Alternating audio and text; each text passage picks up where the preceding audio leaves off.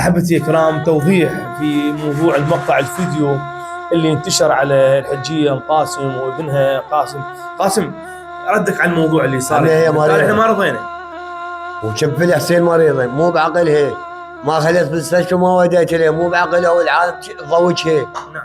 وشوف الحسين وحق بيرق الحسين هذا يريد يسوي بالله على موتها وما يعطونها العالم. هذا تلقينا كلبه بكلب وكلبه بكلب سواها.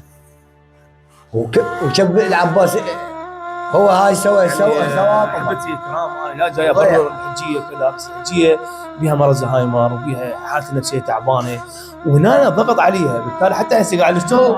احنا قاعد نشتغل هنا بالبيت، قاعد ارتب اشياء وهي هم تصيح علينا، احنا قاعد نشتغل هنا تصيح علينا. فالموضوع يعني نعذر الحجيه، بالتالي والله قاعد نشتغل على وجه الله تعالى، والمساعده هي مساعده لقرب الله تعالى. فبالتالي اكو ناس صاحت تساعدها، اكو ناس تروح لها، لا بالعكس.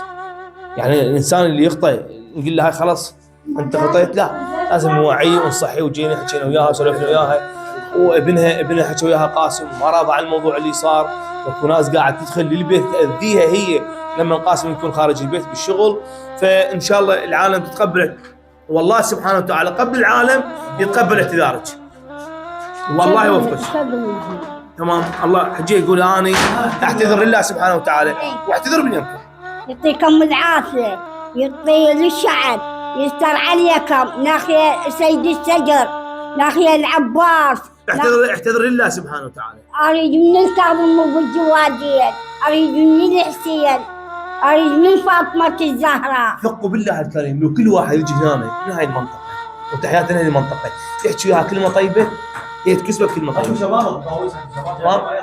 وحجيه الله سبحانه وتعالى قبل العالم يتقبل اعتذارك، اما العالم تقبلت ما تقبلت هذا الشيء راجع نفسي. الله يوفقك، اخذ راحتك، خلينا نشتغل احنا نكمل.